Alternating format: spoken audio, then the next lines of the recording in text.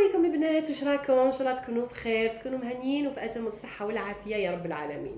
مرحبا بكم في فيديو جديد وموضوع جديد على قناتكم كوني ايجابيه مع اختكم ايجابيه. ألف ألف ألف مليون تريليون مبروك النجاح الكامل ولادنا وبناتنا وخوتنا وحبابنا اللي جابوا شهادة البكالوريا.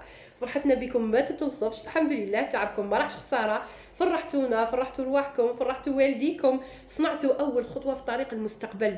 نقولكم مبروك عليكم النجاح، ربي يفتح عليكم أبواب الخير، أبواب التوفيق، ويحقق لكم كل أمانيكم. واللي ما كتب لهمش ربي النجاح هذا العام نقول لكم ماهيش نهايه العالم، ماهيش مقياس لذكائك، ماهيش مقياس لقيمتك. ربي سبحانه عنده حكمه في كل حاجه. يمكن هذا التاخير فيه خير كبير انت ما تعرفوش اليوم، بصح راح تفهموا غدوه. عاود وقف على رجليك، راجع روحك، قوي عزيمتك، حط نيه جديده.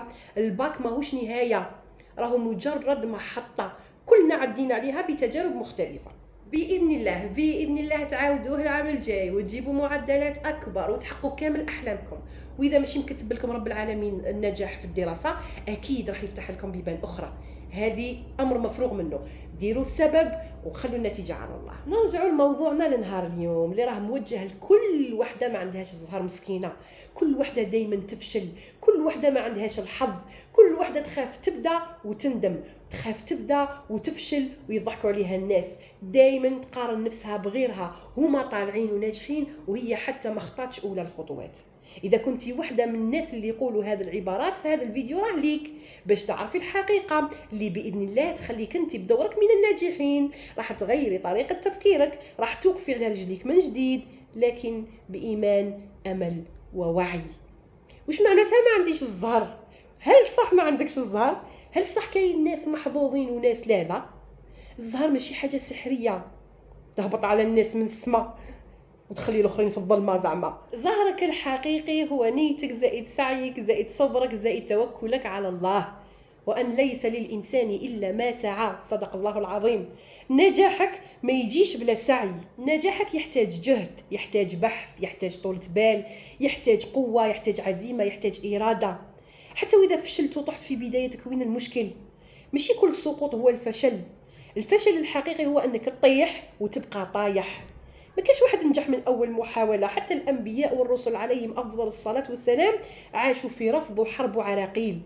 ربي سبحانه ما وعدناش بحياه سهله، بصح وعدنا باليسر بعد العسر، فان مع العسر يسرا، ان مع العسر يسرا. ما قالهاش مره مرتين، تاكيد على الفرح والفرج اللي راه قريب باذن الله. بزاف ناس ساعات في الدنيا وخدمت واجتهدت وفشلت وعاودت ناضت وفشلت وعاودت ناضت وما كرهوش حتى وصلوا للهدف. أمينة سيدة بسيطة تعلمت الخياطة من الصفر، بعد ما فشلت مرة واثنين وثلاثة اليوم الحمد لله عندها مشروعها صغير من دارها وتبيع في الانترنت. لامية كانت تحب التعليم، حاولت الباك عاودته أكثر من 3 خطرات والحمد لله اليوم راهي أستاذة يحبوها كامل تلاميذها. فريدة دخلت عالم التجارة من الزيرو، جربت البيع في الفيسبوك، خسرت مرة واثنين ورجعت تخدم فيديوهات، تعلمت من أغلاطها وأخطائها واليوم عندها براند خاص بها. كريم حلاق دار اول محل وفشل وخسر دراهم وغلق المحل تاعو، بصح اليوم رجع وعاود وقف من جديد على رجليه وعنده براند خاص به يخدم وحلاق معروف في ولايته. هذو كامل الناس، هذو امثله بسيطه، بداو من الصفر والحمد لله نجحوا. هذو طاحوا وبكاو وتعبوا لكن ما استسلموش، هذو اليوم نسميوهم ناجحين. هذو أمثلة بسيطة على فكرة من وحي الخيال، أنا نعطيكم فقط لمحة على ناس أيضا تعبت في حياتها ولكن وصلت للهدف المنشود. أنا نخاف نبدأ ونخاف نفشل قدام الناس، ومن بعد الفشل ماشي عيب، العيب هو ما أنه ما نجربوش. حتى سيدنا موسى عليه الصلاة والسلام كان خايف من مواجهة فرعون، وش قال له رب العالمين؟ لا تخافا إنني معكما أسمع وأرى. وربي معاك، راه يشوف، راه يسمع، راه يعرف نيتك، تعبك، دمعتك. لازم توقفي من جديد، ما تخافيش من الطيحات، ابداي الخطوة الأولى حتى وإذا كانت صغيرة. تبقاي تشوفي في الناس الناجحين وانتي دايما خايفة ومتردة. كل واحد فينا عنده وقته الإلهي للنجاح، ماشي لازم تنجحي كيما فلانة وفلتانة ولا في نفس وقت نجاحها ولا بنفس طريقتها. إن ربك يبسط الرزق لمن يشاء ويقدر، صدق الله العظيم. ماشي نقص فيك، بصح حكمة في توزيع الرزق. كل واحد واش عطاله رب العالمين. الرزق انواع كما دائما نقول، الرزق ماشي مال فقط، الرزق انواع. ركزي على نفسك، على طاقتك، على خطواتك اللي تليق بيك، وما تحسديش غيرك على واش عطاه رب العالمين. يمكن تشوفيه ناجح بصح ما تشوفيش دموعه، ما تشوفيش تعبه، ما تشوفيش معاناته وسهره، ما تشوفيش لي ساكريفيس تاوعو، ما شفتيش واش كاين خلف الكواليس. ما تبقايش تعسي في الناس وتشوفي في هذا وهذا وتعسي في فلانه وفلتانه وتقارني نفسك بيهم. كل واحد، كل انسان في الدنيا هذه عنده اختباره الخاص. يمكن ربي يعطاه المال لكن حرمه الراحه، يمكن عطاه النجاح لكن كل يوم يحس بالضغط. يمكن انت يعطاك قلب طيب، عطاك قلب حنون، ربما ام رائعه، ربما بانيه عائله متماسكه، عندك طاقه، لكن برك مازال ما اكتشفتيهاش. ولا تتمنوا ما فضل الله به بعضكم على بعض. تبقايش تعسي في الناس، ما تقارنيش نفسك بالناس، قارني نفسك بنفسك. واش كنتي البارح، واش تعلمتي اليوم، واش راح تقدري تزيدي غدوه. كل يوم تعلمي حاجه بسيطه تفيدي بها نفسك. ركزي على خطواتك، تعلمي وصفة، فكرة، دعاء، مهارة، حركة، هكا تبني روحك خطوة بخطوة، يا جورب يا جورب، بهدوء وثقة. أما بعد الضعف فأكيد راح تجي القوة، وبعد الخيبة راح تجي الصدمة اللي تفيقك، الكف اللي ينوضك. بعد ما تبكي راح تمسحي دموعك وتقولي نبدأ من جديد. أما بعد الفشل راهي تجربة قربتي بها من الصح، من النجاح. المهم ما توقفيش، ما تستسلميش، حتى وإذا كانت خطوة صغيرة، بصبر بإذن الله وبنية راح يفتح لك رب العالمين البيبان ويسبب لك الأسباب ويسخر لك العباد. أي ما كاش حاجة اسمها زهر يا جماعة الخير. الزهر السهل هذا ما كاش منه. الناس اللي راكي تقولي عليهم عندهم الزهر، لو تقعدي معاهم وتشوفي يومياتهم راح تكتشفي كيفاش وصلوا للنجاح.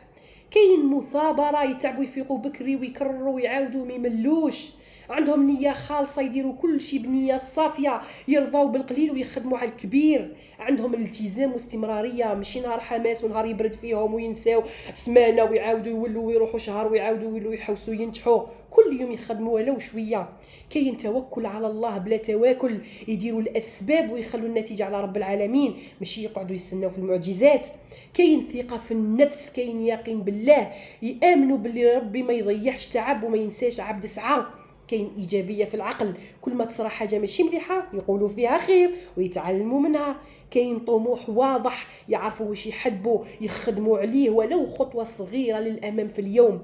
كاين سعي في الارض، يخرجوا يجري ويطيحوا وينوضوا ويسقسوا ويتعلموا ويبحثوا.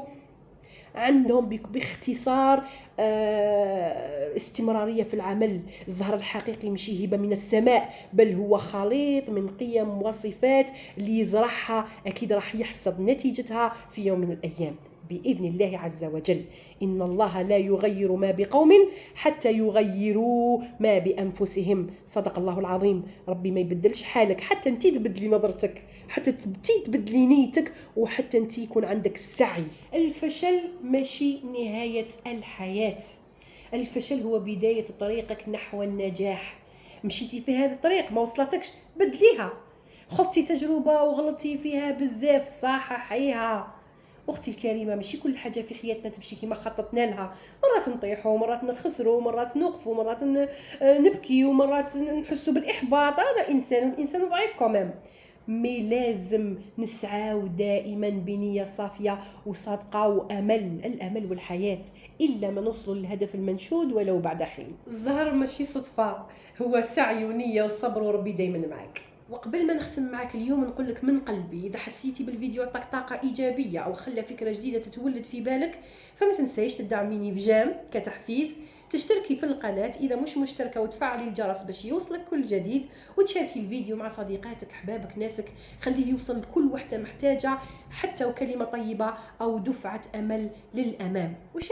شاركينا برايك في التعليقات، سواء كان اقتراح، ملاحظه او نقد، نرحب به بقلب مفتوح. رايك يهمنا، راه يعاوننا نطوروا ونزيدوا نخدموا على رواحنا باش نكونوا دائما في المستوى. ونحب نذكركم بجروب الواتساب اللي تحب تكون في فضاء ايجابي، مرحبا بها في جروب الواتساب اللي راح نخلي لكم الرابط تاعو في اول تعليق مثبت. اكيد قراو قوانين وشروط الجروب، اضغطوا على الرابط الازرق وانضموا معنا. هذا الجروب رانا نشاركوا فيه كل ما هو ايجابي، نصائح، اسئله، اجابات، المهم باذن الله راح يكون فيه الخير الكثير، فمرحبا بالجميع. لحقنا لنهاية فيديو نهار اليوم، نلتقي في فيديوهات ومواضيع أخرى. خليكم دائما وأبدا إيجابيات، في الأمان.